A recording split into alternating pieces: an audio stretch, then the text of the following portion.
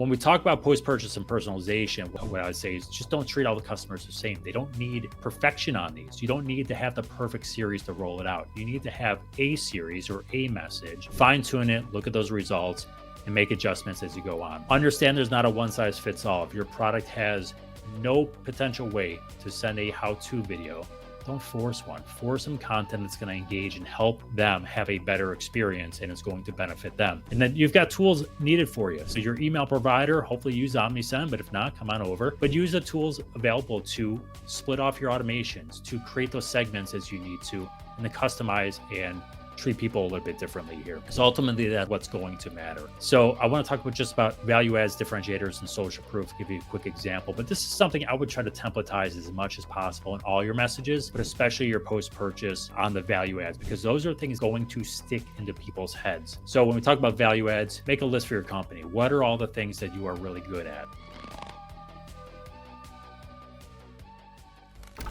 All right, how's it looking, Nick? You're great. It looks fantastic from my side, man. Well done. Awesome. My camera's shifting here. Well, thanks everyone for making the time today. I'm gonna get going here. So hopefully everyone is doing well. I'm here to talk about one of my favorite topics, which I used when I was consulting companies. I used to talk to them all the time and have arguments about, are we targeting post-purchase first? Are we targeting lapsed customers first? Which one are we doing? So post-purchase is always my winner.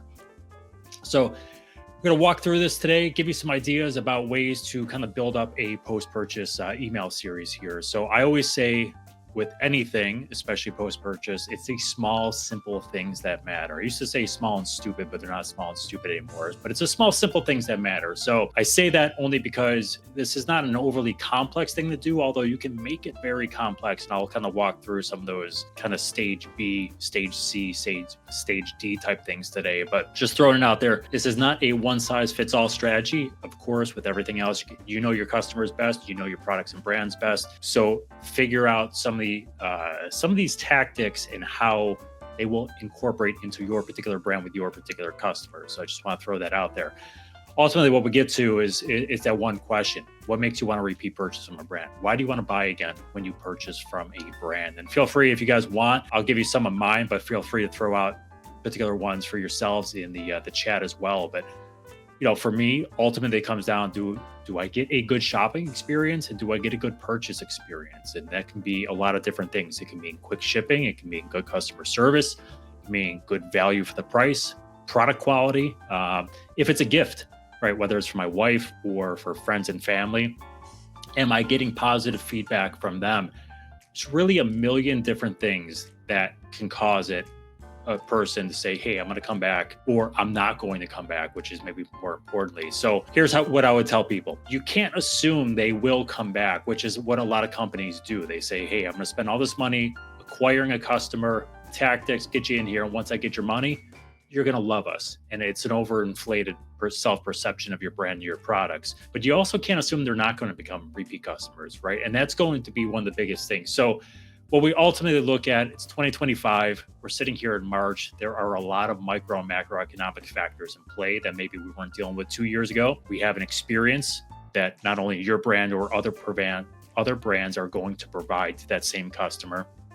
And ultimately, these trends will shape how you want to build the experience. And what I mean by that is, you know, if we're going back 15 years ago to email marketing and we're providing a post-purchase email experience that has 60-40 text-image ratio, all text on all these things, right? Your trends are not fitting the consumer expectations here. So if we look at some of these high-level trends and we start rocking from there, we can incorporate those into our email messaging and SMS messaging strategy and help build something out. So I'm going to spend just a minute talking about some of those key trends that are going to loop into what we're talking about today. First is the economy stupid, right? We saw, I think everyone here knows, consumer confidence. We looked at the report in February, it's down. Every single company, and I'm looking at earnings reports just about every single day, right? They're Walmart, Costco, Target, even the airlines, they're all expecting soft guidance, providing soft guidance for the rest of the year.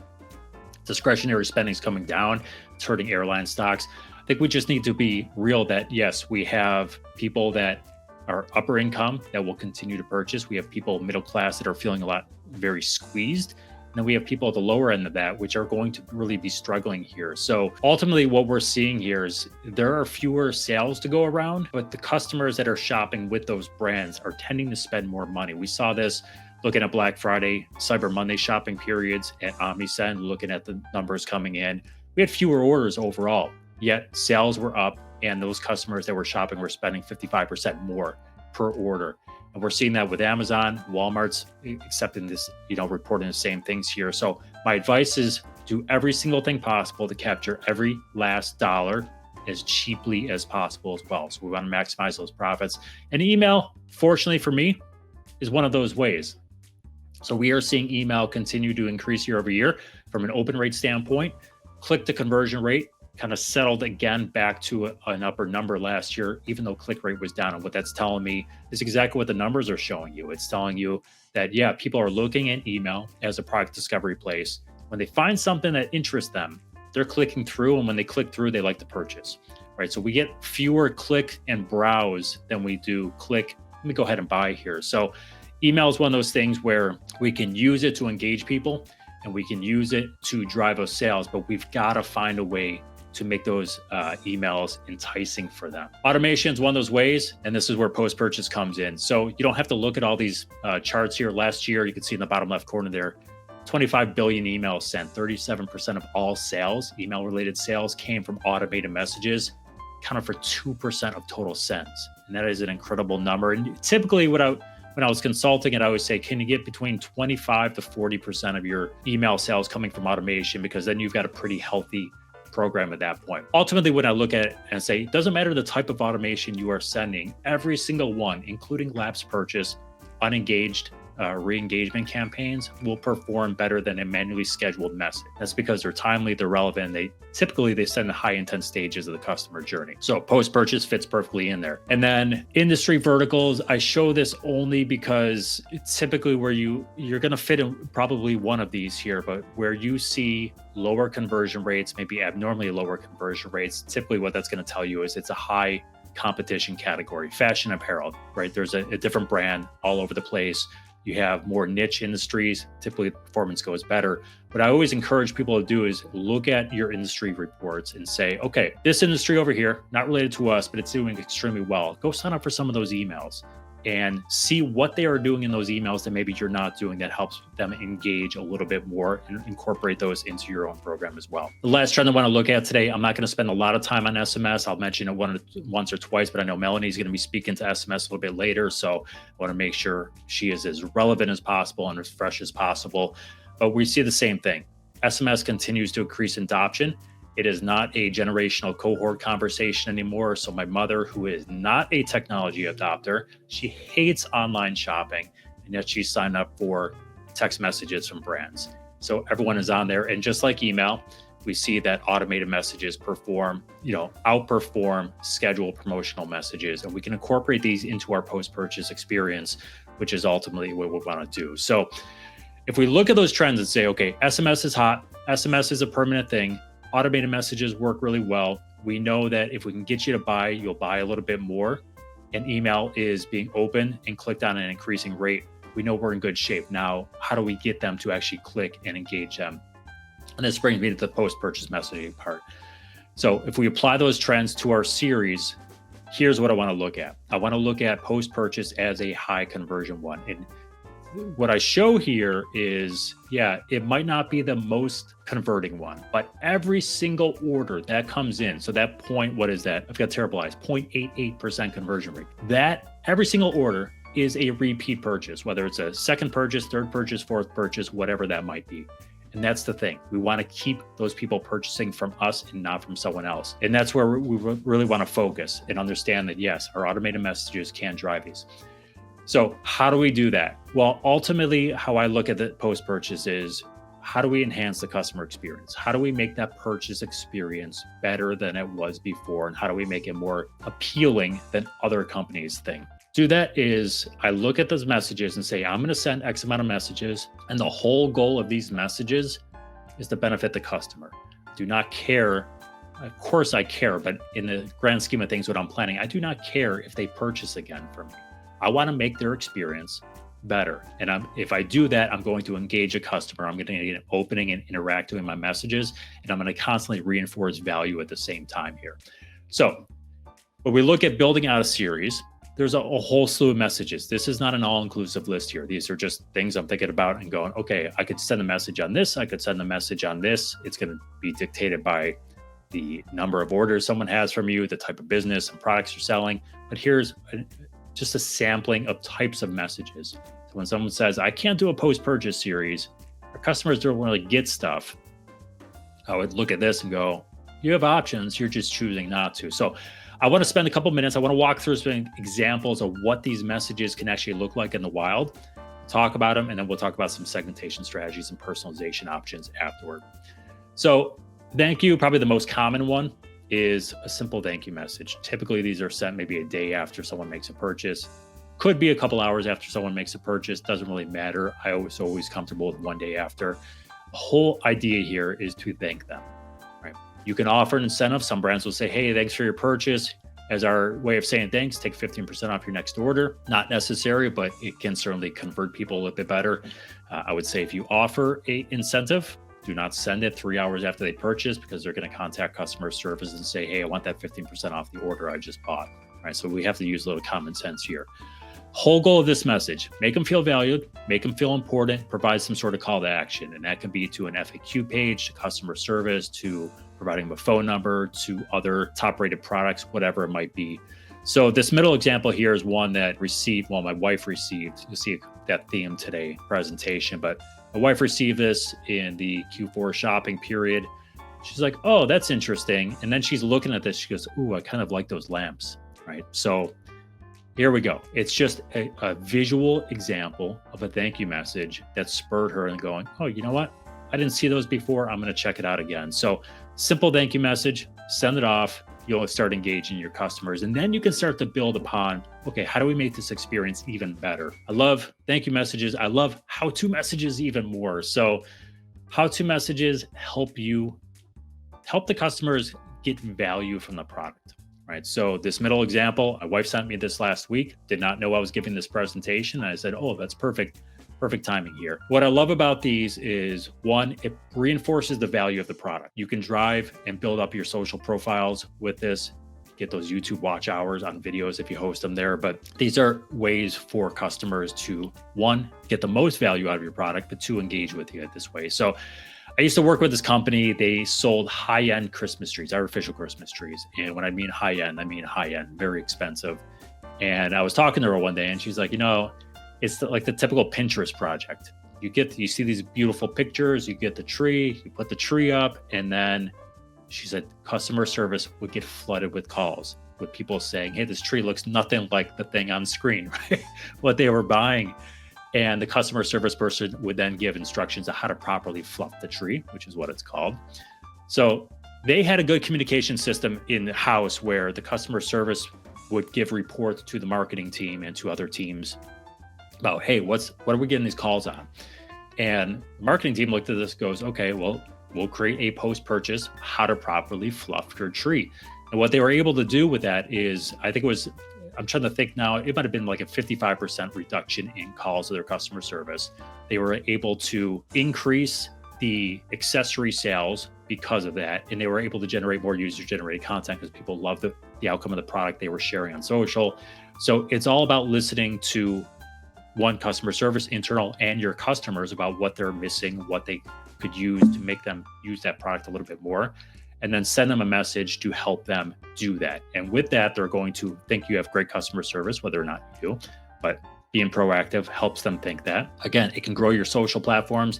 It can grow that word of mouth, especially if you're giving something as a gift, and it helps them see value in that product, which means next time they need to make a purchase, whether or not they purchase from you, it's going to be in the back of their mind going, yep, these guys are good. So it's engaging content from there. Along a very similar vein is product care messages. And I love these messages just as much as I love how to, because again, it reinforces the value of the product. You could sell a $5 widget. And if you tell them how to care for that widget, it instills a sense of value in that particular product. Some products are easier than others, but here's a couple examples, right? Baking steel. How to clean and care for your baking steel. This is like a pizza stone, but a super heavy piece of steel. I have one of these, one of my COVID purchases, but the thing's awesome, right? And I'll swear by it. I would not know how to clean the thing naturally, or maybe I would clean it with something that would damage the product itself. These messages, what I love about them is they have a natural cross-sell opportunity with them. So if you're selling lingerie and you sell lingerie bags or lingerie wash or whatever it could be, great. You could subtly suggest that in not only on the landing page, but in the email. Maybe boots or shoes, you sell waterproofing spray, whatever it might be, but very easy upsells or cross-sells associated with these products again. And again, it's engaging content that people want, they can share socially, makes them feel valued. So love these messages. Follow-up messages, these are great. I love them for first-time only customers. So this is really just a check-in. You know, a week or two after you place an order, you send a message that, hey, thanks for your first order with us. Is everything perfect with your order? If not, here's how to contact us. And I would make that contact very easy. You're not going through a queue. You're not getting an AI chatbot. What we've found with clients that have done this before was you get the typical mediocre experience. So customer gets something, the product's fine. Experience maybe was fine. Maybe it took a little extra time with shipping, but whatever issues they were having were not big enough for them to take the time to contact customer service, request a refund, request help. They were just kind of And then next time they want to make a purchase, you are not the first choice. They start looking somewhere else. Maybe you're a consideration, but you are not the go-to at that point. These messages have the ability to spur someone into action, being like, hey, you know what? Thanks for checking in.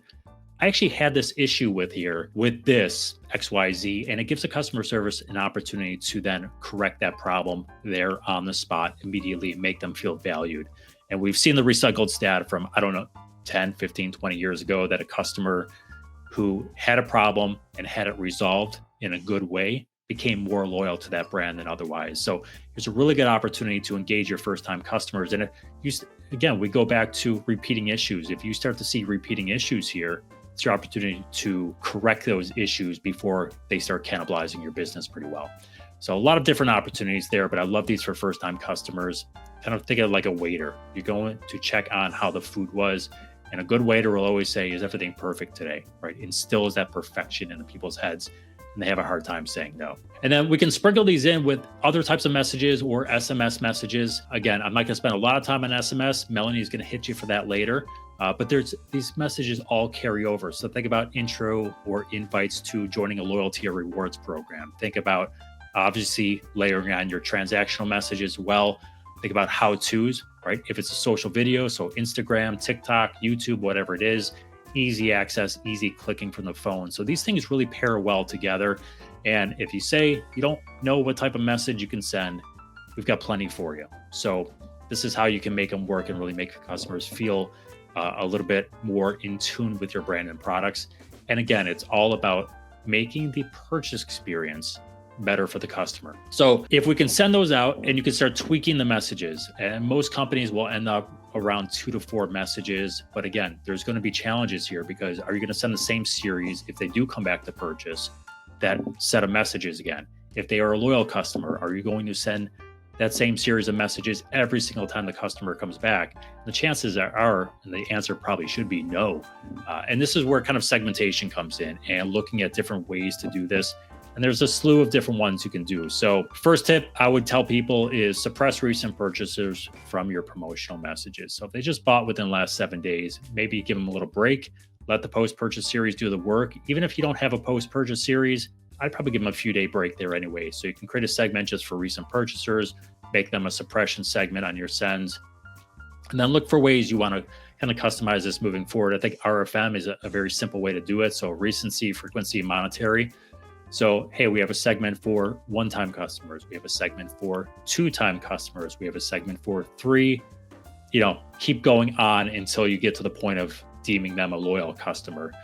We could do recency. We could do monetary. So is it a first-time customer? However, they spend 6 times more on their order than the typical AOV. Maybe we want to send them a more customized or a more personalized first-time purchaser series, because we know that they are extremely valuable, at least from a monetary standpoint.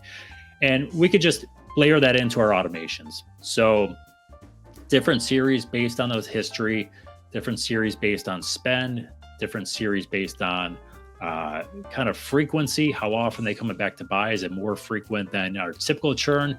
Is it less frequent, but they keep coming back, right? We can kind of customize that as we move forward. In a way, we can do that with making them feel a little more personal. Again, we're not reinventing the wheel on the series, but here's two examples. The one on the left here, you made your very first purchase. So we're just calling it on the message. Hey, welcome to the club, all right? Welcome to us. The second one on the right here, this is one I got in December this year. So when I ordered something, second time, and they specifically call out, hey, thanks for making your second purchase with us. And it's super easy to do. We're not reinventing the wheel. We're not reinventing the message a whole lot. We're just slightly tweaking some verbiage in here. And I want to focus on the second message here. So hey, here's one, hey, you didn't just buy once, but look at the bottom section here that's highlighted. Our team is going to reach out to you after the order is delivered and make sure everything was perfect with your order. There's that perfect word again. So for me, there are a few different companies that sold this product. We've ordered from a couple of them, usually based on price, because it's not a cheap product as part of our Christmas dinner. And this is the one we're like, hey, you know what? We had a good experience last year. Loved all the little add-ons and stuff they put in the package. And we did it again. And then we got this. I think what happened to us, it's very important that you follow through a week later, whatever the timing is, to say, hey, how was everything? But this is a really good example of a company recognizing how often we purchase, proving that they have exceptional customer service. And now next year, I'm going to go, you know what? I know that if there's ever an issue, they'll take care of me because they're spending the time and the dedication to make their emails that much better. So again, you could see a lot of different ways we can go about doing this.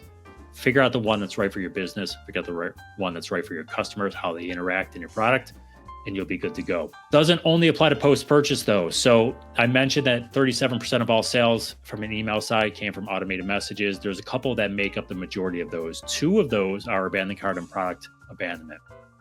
And think about how we have this post-purchase data, our segments on first purchase, second purchase, whatever that might be.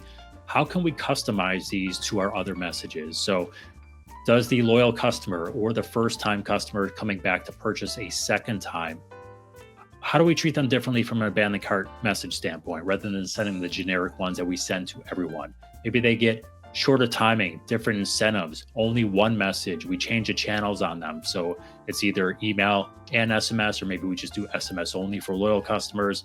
Same with product abandonment. If they're coming back multiple times and they purchase multiple times, do we need to send them a product abandonment message each time?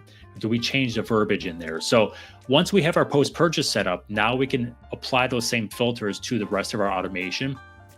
And if they're already converting well, we can just start keeping this flywheel going of customizing already personalized messages even more.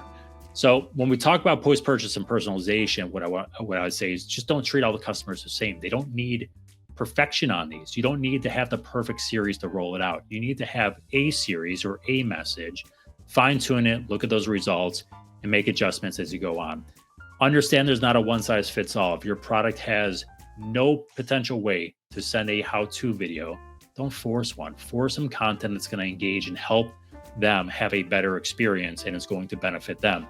And then you've got tools needed for you. So your email provider, hopefully use Omnisend, but if not, come on over. But use the tools available to you to split off your automations, to create those segments as you need to, and then customize and treat people a little bit differently here.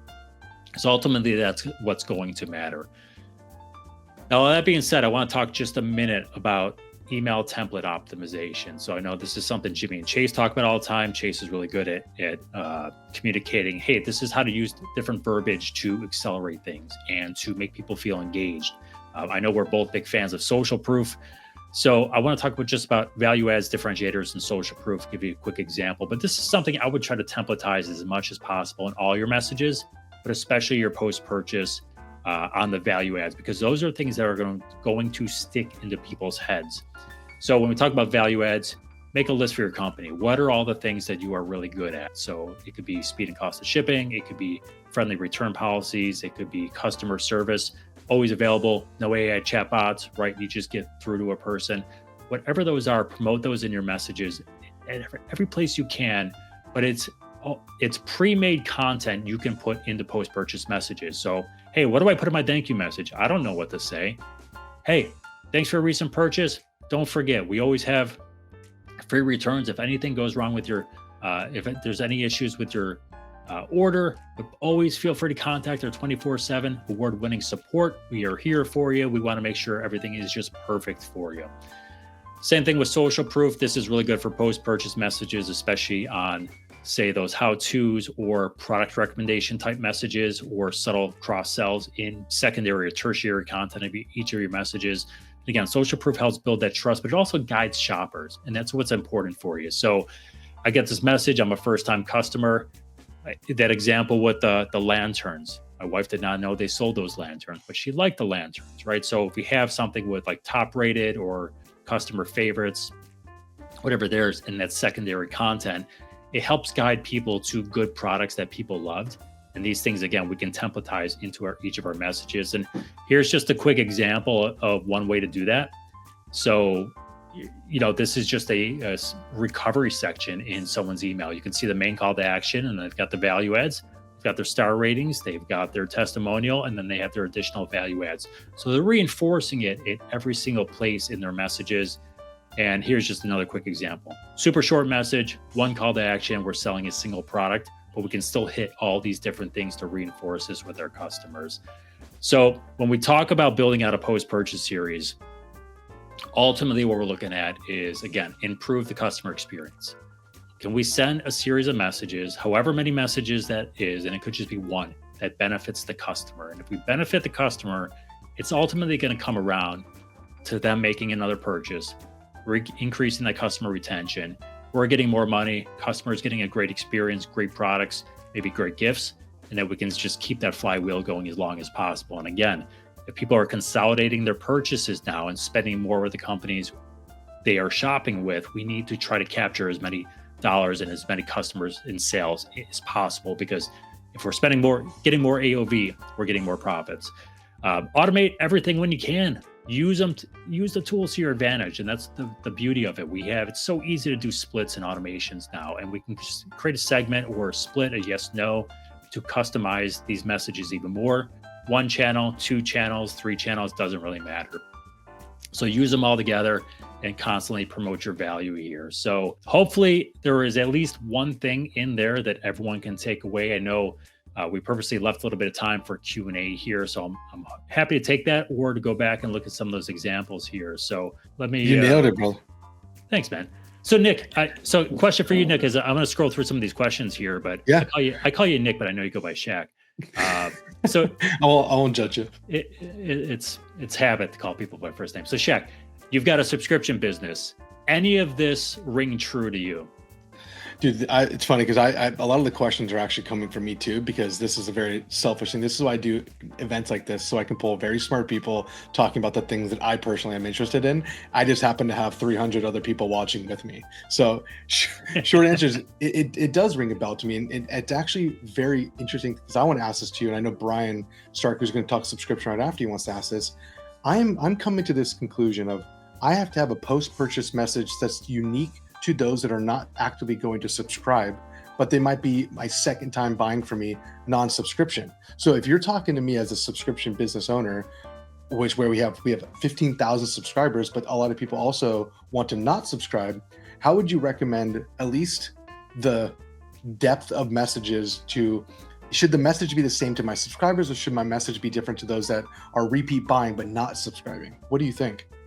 Yeah, so this is good. So I'll give you an example here about ways you can kind of convert me. So I am not just my personal nature.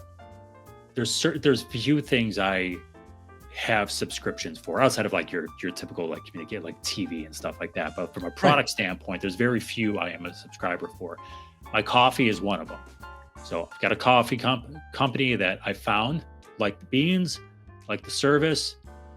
I was one of those guys that was like, I'm not going to subscribe right away. I'm going to go ahead and try, and I'm going to try them. And after 3 or 4 times, like the experience was good. The emails were good. They weren't hitting me with too many. The products were good. They got shipped. And I'm like, you know what?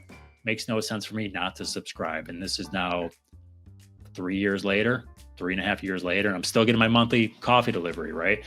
What they did was bottom of their emails, right? They had a post-purchase, hey, thanks for your first-time customer. Secondary content, they didn't shove the subscription down my throat, but it was very clear that, hey, these are the benefits you get from a subscription. You get your points, blah, blah, blah.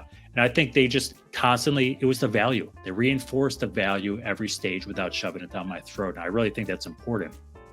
Again, the value can be price, the value can be customer service, the value can be product quality. It's kind of up to the consumer how they dictate what value is. You can always do dynamic content on just your promotional messages, right? You've got a footer for your subscription customers if you're sending something else out, hey, new product or whatever it is. And then a dynamic one for non-subscribers that say, hey, don't forget, you get XYZ off with every order, blah, blah, blah. So I would look there.